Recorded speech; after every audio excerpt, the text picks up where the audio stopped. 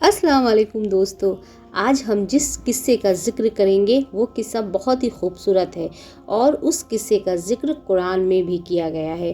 اللہ تعالیٰ نے جب حضرت آدم علیہ السلام اور حوا علیہ السلام کو زمین پر اتارا تو وہ اپنی غلطیوں پر بہت پچھتائیں، بہت روئیں اور اللہ تعالیٰ سے معافی بھی مانگی، اور اللہ تعالیٰ کو اپنے پیارے بندوں پر بہت ہی پیار آیا اور اللہ تعالیٰ نے پھر ان دونوں کو معاف کر دیا۔ قرآن مجید میں حضرت آدم علیہ السلام کے دو بیٹوں قابیل و حابیل کا قصہ ہے۔ حضرت آدم اور حوا علیہ السلام سے بہت سی اولادیں ہوئیں، انہی میں سے دو بچے قابیل و حابیل تھے۔ قابیل بڑا لڑکا تھا اور حابیل چھوٹا لڑکا تھا۔ قابیل بڑا لڑکا تھا لیکن یہ ماں باپ کا کہنا نہیں مانتا تھا۔ حابیل چھوٹا بھائی تھا جو ماں باپ کا کہنا مانتا تھا اور اپنے ماں باپ سے بہت زیادہ پیار کرتا تھا۔ حضرت حوا رضی اللہ عنہا کے ہر حمل میں ایک لڑکا اور ایک لڑکی پیدا ہوتے تھے۔ قابیل کے ساتھ جو لڑکی ہوئی اس کا نام اکلیمہ تھا اور حابیل کے ساتھ جو لڑکی پیدا ہوئی اس کا نام لیودا تھا۔ اس لحاظ سے قابیل کی بہن اکلیمہ ہوئی اور حابیل کی بہن لیودا ہوئی، کیونکہ اس وقت کا طریقہ یہی تھا، ایک حمل کا لڑکا دوسری حمل کی لڑکی سے منسوب کیا جاتا تھا۔ قابیل کے ساتھ اکلیمہ پیدا ہوئی جو حسن و جمال میں بے مثال تھی، اور حابیل کے ساتھ لیودا پیدا ہوئی، یہ اس قدر حسین نہ تھی۔ جب یہ چاروں بڑے ہوئے تو اسی دستور کے مطابق حضرت آدم علیہ السلام نے لیودا کو قابیل کے ساتھ نامزد کیا اور اکلیمہ کو حابیل کے ساتھ نامزد کیا۔ قابیل نے اس بات کو ماننے سے انکار کر دیا، اس نے اکلیمہ سے ہی نکاح کرنے کے لیے کہا۔ اس نے اپنے آپ کو اکلیمہ کا اصلی حقدار بتایا۔ حضرت آدم علیہ السلام نے فرمایا، وہ تو تیرے ساتھ پیدا ہوئی لہٰذا اس لحاظ سے تیری بہن ہوئی، اس کے ساتھ تیرا نکاح حلال نہیں۔ قابیل نے سرکشی کی اور اس نے کہا کہ میں آپ کی بات نہیں مانوں گا، آپ یہ اپنی طرف سے کہہ رہے ہیں، اللہ تعالیٰ نے ایسا کچھ بھی نہیں کہا ہے۔ پھر حضرت آدم علیہ السلام کو اللہ تعالیٰ کی طرف سے وحی آئی اور انہوں نے اپنے دونوں بیٹوں سے کہا کہ تم دونوں ایسا کرو کہ ایک ایک قربانی کرو اور اس قربانی کو پہاڑ پر رکھ آؤ، جس کی قربانی قبول ہوگی اکلیمہ کا اصلی حقدار وہی ہوگا۔ اس ٹائم پر جو قربانی ہوا کرتی تھی، لوگ اپنی قربانی کا جانور یا جو بھی سامان ہوتا تھا پہاڑوں پر لے جا کر رکھ دیتے تھے، اور آسمان سے ایک آگ نازل ہوتی تھی، جس کی قربانی قبول ہوتی تھی آگ اس چیز کو جلا دیتی تھی۔ حابیل بھیڑوں کو پالتا تھا اور وہ انہی کو چرایا کرتا تھا، تو اس نے قربانی کے لیے ایک خوبصورت بھیڑ نکالی اور اس کو خوب اچھے سے صاف ستھرا کر کے پہاڑ پر رکھایا۔ قابیل کھیتی باڑی کرتا تھا، اس لحاظ سے وہ اناج لے کر گیا، لیکن وہ اچھا اناج لے کر نہیں گیا، جو خراب اناج تھا وہی لے کر گیا اور اس کو پہاڑی پر رکھایا۔ پھر اللہ تعالیٰ کے حکم سے پہاڑ پر ایک آگ کا شعلہ آتا ہے اور حابیل کی قربانی کو جلا دیتا ہے۔ اللہ تعالیٰ نے حابیل کی قربانی کو پسند کیا۔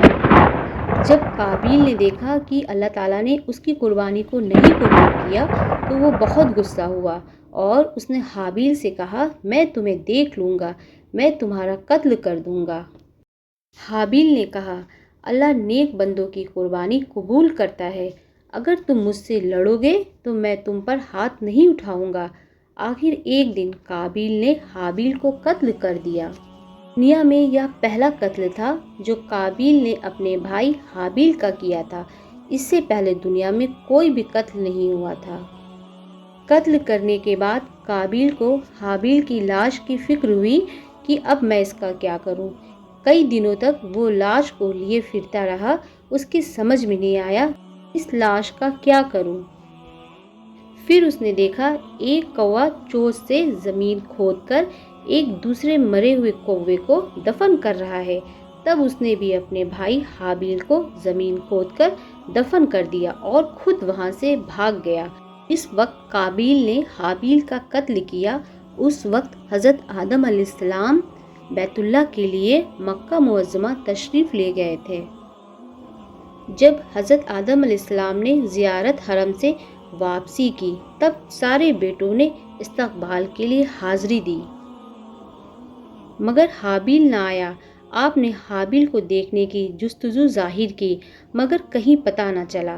آپ 7 دن 7 رات اس کو ڈھونڈتے رہے لیکن اس کا کہیں بھی پتہ نہیں چلا۔ 8ویں دن آپ نے خواب میں دیکھا کہ وہ رو رہا ہے، چلا رہا ہے، فریاد کر رہا ہے کہ مجھے بچاؤ۔ آپ نے جیسے یہ خواب دیکھا آپ اٹھ کر بیٹھ گئے اور زور زور سے چلانے لگے، اتنا چلائے کہ آپ بے ہوش ہو گئے۔ جب آپ کو ہوش آیا تو آپ نے دیکھا کہ آپ کے پاس حضرت جبرائیل علیہ السلام کو پایا۔ آپ نے بےتابی سے پوچھا، جبرائیل، حابیل کی کیفیت سے کچھ واقف ہو؟ میں نے خواب میں اسے بہت پریشان دیکھا ہے، وہ مجھے پکار رہا ہے، فریاد کر رہا ہے۔ حضرت جبرائیل علیہ السلام نے کہا کہ آپ کا ثواب زبردست ہو گیا ہے، قابیل نے حابیل کو قتل کر دیا ہے، اسی وجہ سے وہ فریاد کر رہا ہے، مگر اس وقت سے لے کر اب تک اس کی فریاد کو کوئی بھی نہیں پہنچا اور وہ روز قیامت اسی طرح فریاد کرتے ہوئے اٹھے گا۔